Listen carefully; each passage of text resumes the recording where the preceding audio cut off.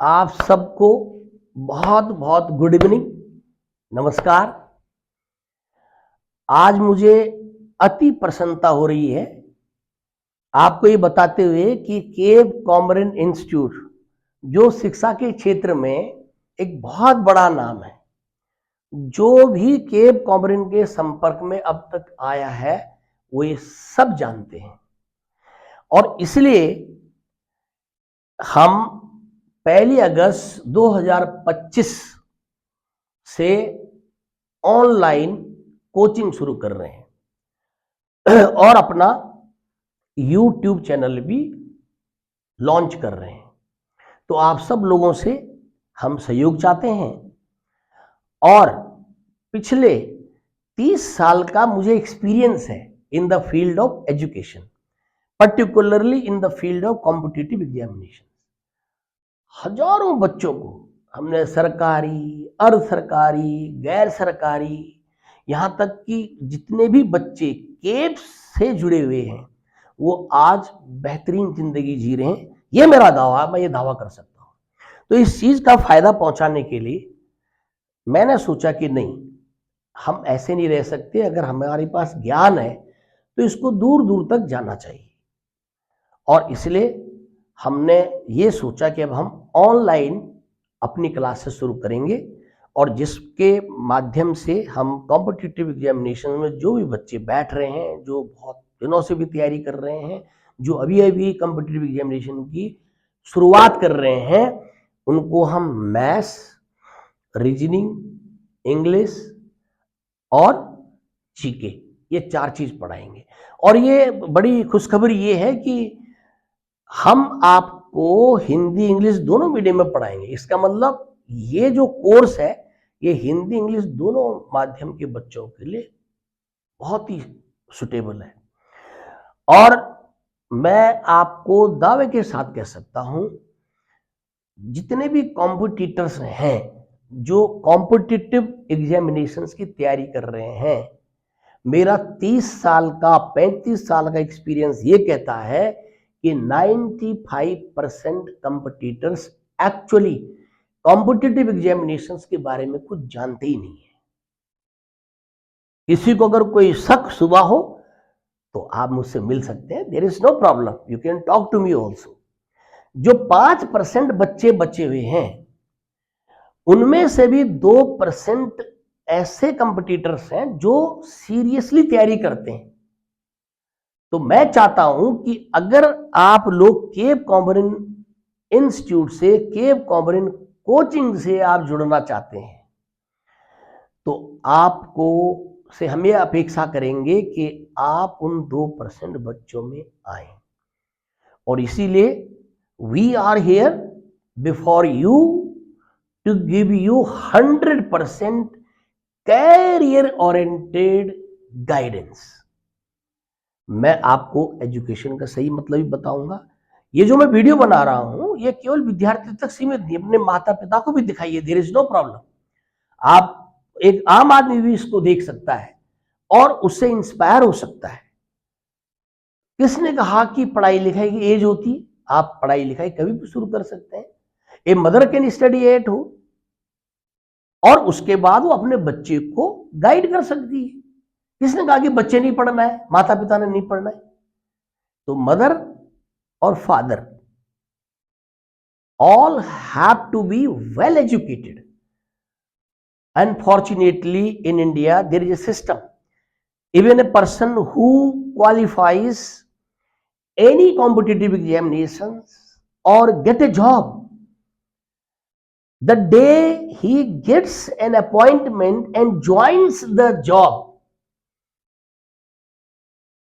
what he does, first thing, he abandons studying. वो जिस दिन उसको अपॉइंटमेंट मिलता है और वो जॉब ज्वाइन करने के लिए जाता है, उस दिन उसके बाद से वो पढ़ना बंद कर देता है। देयर आर वेरी फ्यू जो किताबें पढ़ते हैं, जिनको नॉलेज गेन करनी है, even they are in the job. तो जो कंपटीटर्स हैं जिन्होंने खूब कई कई घंटे पढ़ा, वो लोग भी जो है जब जॉब लगने के बाद पढ़ाई छोड़ देते हैं तो औरों की तो बात ही क्या करनी है। इसलिए ज्यादातर लोग पढ़ते नहीं है। आप देख लेना, मैं चैलेंज कर रहा हूं इस बात को, मेरे पे अहंकार नहीं है, पर मैंने देखा है बहुत नजदीक से। पिछले 30 सालों से मैंने लोगों को पढ़ाया है। मेरे पास जब बच्चे BA, MA, BSc, BTech, MTech करने वाले पढ़ने आते हैं और किसी कॉम्पिटिटिव एग्जामिनेशंस की तैयारी करते हैं, the very first day I ask them, आप मुझे बताओ अकबर कहां पैदा हुआ था, वेयर वॉज अकबर बोर्न। मैंने तो देखा नहीं अपनी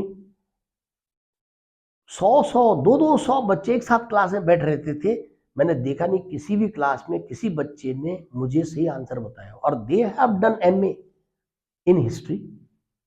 अब बताइए, सब भूल जाते हैं। सिर्फ हमारा जो एजुकेशन सिस्टम ये है कि बस डिग्री आपके पास होनी चाहिए, नॉलेज हो या ना हो। और जो मैं बोल रहा हूं ना, और जो मेरे को सुन रहे हैं, मैं दावे से साथ कह सकता हूं वो भी नहीं बता पाएंगे कि अकबर कहां पैदा हुआ था। ढूंढो, गूगल है आपके पास, आपके हाथ में मोबाइल है, कि अकबर कहां पैदा हुआ था। तो मेरा ये, अगर अगर आपको मालूम है तो आप मेरी इस बात को झुटला सकते हैं, और अगर नहीं मालूम है तो देखिए मेरी बात का समर्थन करिए। तो इसलिए हम लोगों ने पढ़ाई लिखाई छोड़ दी है, बाकी हम सब काम करते हैं,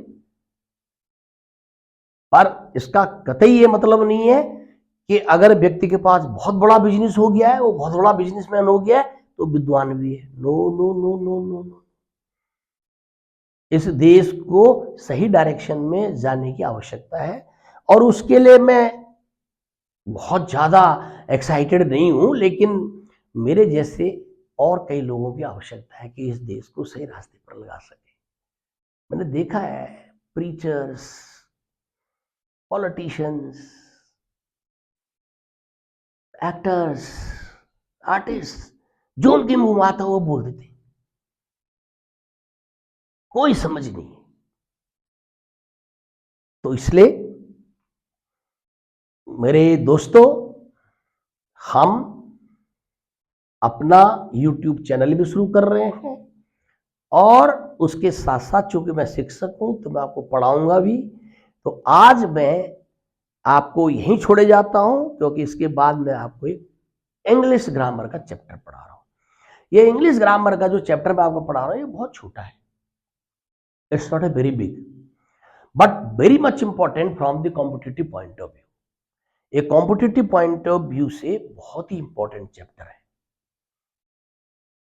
और अगर आप कंपटीटर्स हैं, कंपटीशन की तैयारी कर रहे हैं, तो मैं यहां भी दावे से कह सकता हूं कि 95% कंपटीटर्स जो अंग्रेजी पढ़ रहे हैं, इंग्लिश ग्रामर पढ़ रहे हैं, इस चैप्टर का नाम वो पहली बार सुनेंगे। Let's see. देखिए आज मैं आपको कौन सा चैप्टर पढ़ा रहा हूं। देखिए, यूज ऑफ हैड बेटर। ये देखिए, बहुत सारे विद्यार्थियों ने ये नहीं सुना होगा कि हैड बेटर भी इंग्लिश ग्रामर में कोई एक छोटा सा चैप्टर हो सकता है। और प्लीज, ये मैंने फोन नंबर आपको दे रखे हैं, this is our phone number, this is our phone number, same number है। देखिए, इसको आप नोट कर लीजिएगा, हमें व्हाट्सअप करिएगा, और फिर हम आपको अपना ऐप भेजेंगे जिसमें हमारे कोर्स की सारी जानकारी आपको मिलेगी। 3 महीने का हमारा पहला बेसिक कोर्स होगा, और जिसमें चारों सब्जेक्ट पढ़ाए जाएंगे, और मात्र 500 रुपये हमने नॉमिनल फीस रखी है। और मुझे उम्मीद है कि आप सब लोग हमारा इस काम में सहयोग करेंगे, और हमारी जर्नी ऐसी आगे बढ़ती रहेगी। तो let's see this chapter of English grammar, very small one, I am going to teach you. देखिए, day 1, use of had better. Had better का प्रयोग अंग्रेजी में कैसे करते हैं। सबसे पहला रूल ये देखिए कि जब हम हैड की बात करते हैं, had is a past verb, but when it comes with better, it always refers to the present or the future to express a strong advice or warning। had जो है वो पास्ट वर्ब है, लेकिन जब वो बेटर के साथ प्रयोग होती है तो हमेशा फ्यूचर या बहुत रिसेंट प्रेजेंट को बतलाती है। अब देखिए, आप अगर थोड़ा बहुत अंग्रेजी जानते हैं तो हैड जो है helping verb and main verb दोनों प्रकार से प्रयोग की जा सकती है। हैड जो है ना, हैव की सेकेंड और थर्ड फॉर्म क्या होती है? Had had, have had had. इसका मतलब हो गया रखना। तो आई हैड ए कार, मेरे पास एक कार थी, जो अब नहीं है। इसका मतलब हैड यहां पर क्या बतला रहा है? पास्ट। और I had done my work, मैं अपना कार्य कर चुका था, यानी कि कार्य किए हुए काफी समय हो गया है। तो इसका मतलब हमने इस समय सेकंड जो वाक्य है उसमें हमने हैड का प्रयोग हेल्पिंग वर्ब के रूप में किया, ऑक्सिलरीज के रूप में किया, और क्योंकि इसमें मेन वर्ब डन है तो दोनों सेंटेंसेस में हैड ने क्या बताया? पास्ट। तो हम लोगों के दिमाग में जब हम हैड का प्रयोग करते हैं तो एक्चुअली ये होता है कि ये पास्ट का कोई सेंटेंस होगा, लेकिन ऐसा नहीं है। हैड जब पास्ट वर्ब है, लेकिन जब बेटर के साथ आता है तो ये हमेशा जो है फ्यूचर या रिसेंट प्रेजेंट को बतलाता है। अब देखिए, इतना तो समझ में आ गया होगा कि हैड जब बेटर के साथ आएगा तो फ्यूचर को बदलाएगा। मैं आपको सिंपल से आपको सेंटेंस अभी बताता हूं, पहले आप दूसरा रूल देखिए। ये बहुत इंपॉर्टेंट रूल है। ये भी रूल अगर आपको याद हो जाए पूरे चैप्टर में, केवल एक रूल अगर आपको याद हो जाए तो बस समझ लो आपका सेंटेंस जो एग्जाम में आएगा वो सही हो गया। Had better always takes, it should be takes.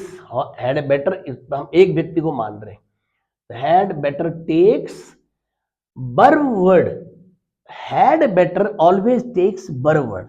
Had better हमेशा वर्ब वर्ड लेता है। वर्ब वर्ड का मतलब होता है means base form of a main verb. Main verb की जो बेसिक फॉर्म है, मैं आपको बताता हूं ये वर्ब वर्ड क्या है एक्चुअली। जैसे हमने लिखा go, went, gone, going,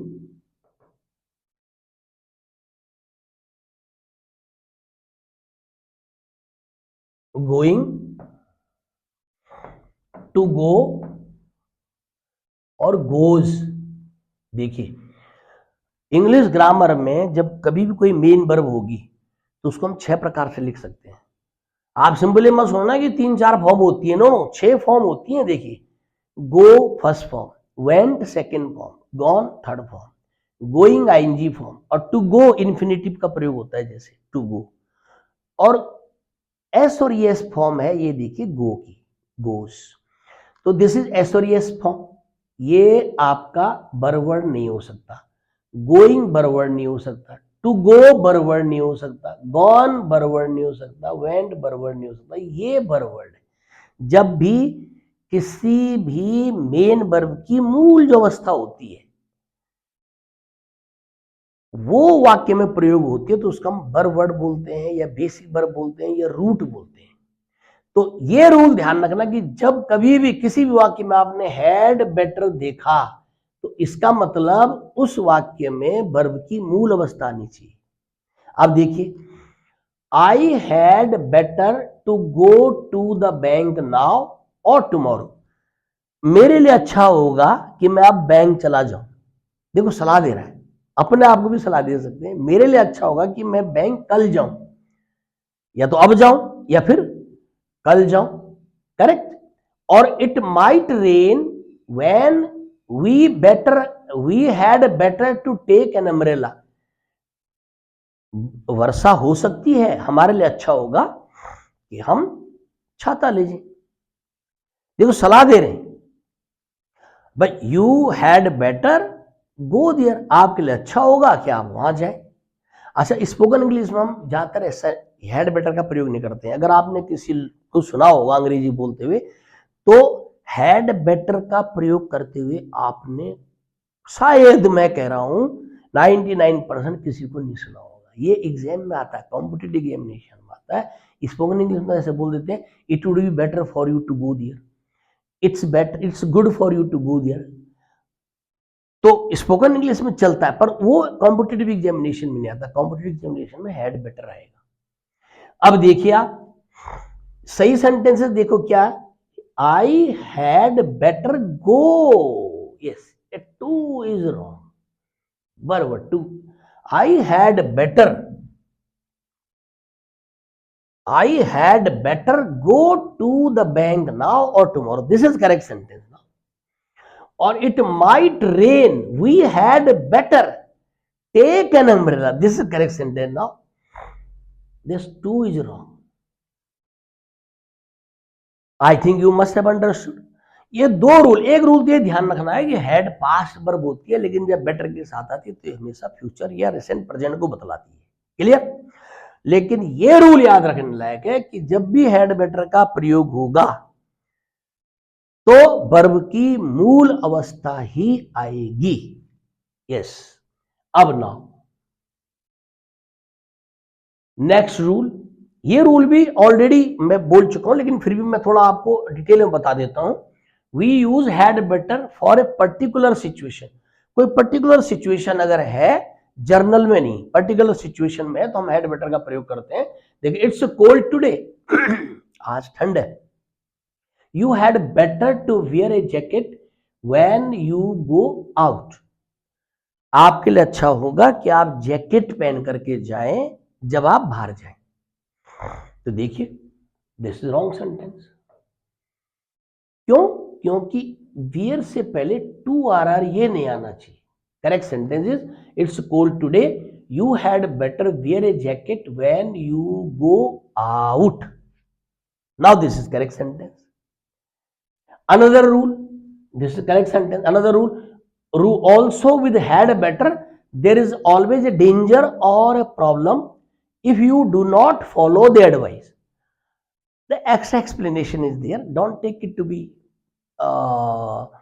very hard.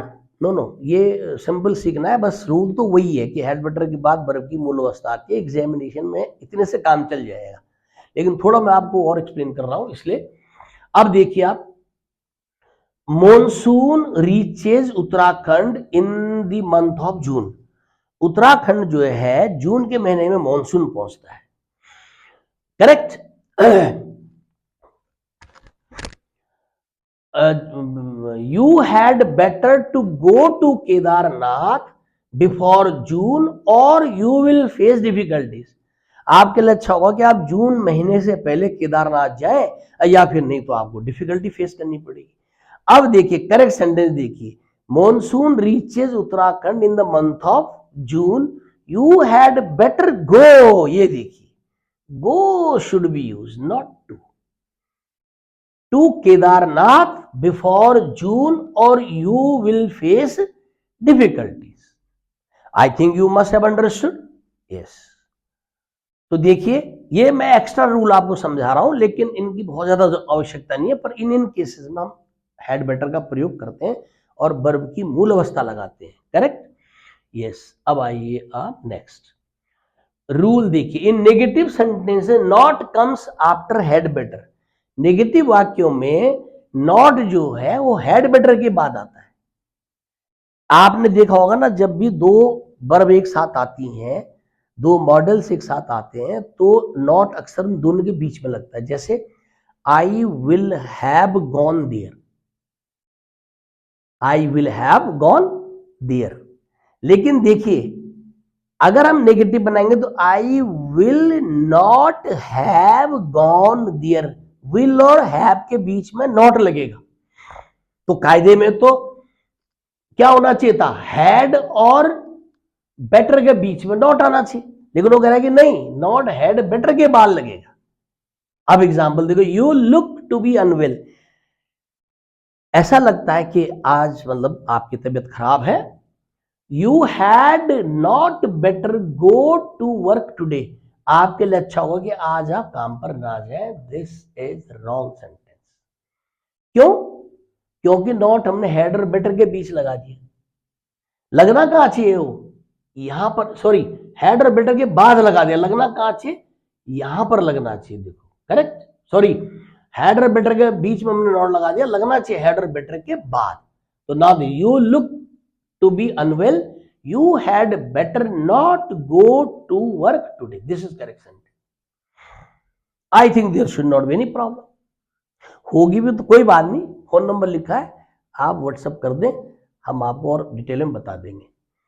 अब देखिए rule, had better can be use in interrogative sentences. Had better को इंट्रोगेटिव वाक्य में प्रयोग कर सकते हैं, दो it is more common in affirmative और नेगेटिव फॉर्म। यद्यपि ये अफर्मेटिव और नेगेटिव फॉर्म में ज्यादा कॉमन है। Had better C go now, देखिए had better see go now, no it's wrong, this is wrong sentence। ये बेसिक रूल है कि जब भी दो मॉडल्स एक साथ आएंगे तो केवल पहला वाला ही आगे आएगा सब्जेक्ट के। She will have gone there, will she have gone there, it means will is coming before subject and have is coming after the subject। तो what did we do here, दोनों ही हेल्पिंग वर्ब को हमने पहले लिया है। ये होना चाहिए had she better go now, this is correct sentence। Interrogative ऐसे होगा, देखिए अगर इंट्रोगेटिव नेगेटिव है, in interrogative negative sentences we use contraction of had plus not. देखिए अगर इंट्रोगेटिव नेगेटिव वाक्य होगा तो ये भी हो सकता है, लेकिन वो हैड और नॉट को एक साथ लिखा जाएगा। देखिए हैड एंड, एग्जाम्पल देखो, had not we better ring the school and tell them Ram is sick. क्या हमारे लिए अच्छा नहीं होगा कि हम स्कूल को बता दें कि राम आज बीमार है? This is wrong sentence. देखो इंट्रोगेटिव नेगेटिव सेंटेंस की एक बात होती है, हमेशा हेल्पिंग वर्ब सब्जेक्ट से पहले आएगी, उसके बाद सब्जेक्ट आएगा, फिर नॉट आएगा। लेकिन इसमें इस केस में बिल्कुल डिफरेंट। यहां पर देखिए हैड नॉट आगे आ ही नहीं सकता है, ये इंट्रोगेटिव सेंटेंसेस में नॉट यहां आना चाहिए था, लेकिन चूंकि नॉट का स्थान तो बेटर के बाद है, तो इसलिए बेहतर ये होता है कि हम हैड और नॉट को एक साथ लिखते हैं। देखो hadn't we better ring the school and tell them Ram is sick, now this sentence is correct। यानी अगर इंट्रोगेटिव नेगेटिव होगा तो हैड और बेट नॉट को एक साथ लिखना पड़ेगा, then sentence is correct. I think you must have understood. Yes, अब देखिए आप next, some more sentences to find out error in them. अब देखो मैंने कुछ सेंटेंसेस दिए, वैसे तो बाद में टेस्ट वगैरह लूंगा, उससे पता लग जाएगा कि आपने कितना आपको आया है। हैड बेटर वी स्टे, गलत है सेंटेंस। देखो क्लियर पता लग रहा है, क्योंकि इंट्रोगेटिव है तो इसलिए इसको काट देंगे। क्या होगा, हैड वी बेटर, ये बाद में आकर देख, हैड वी बेटर स्टे, ये देखिए हैड वी बेटर स्टे, ये देखिए हैड वी बेटर स्टे।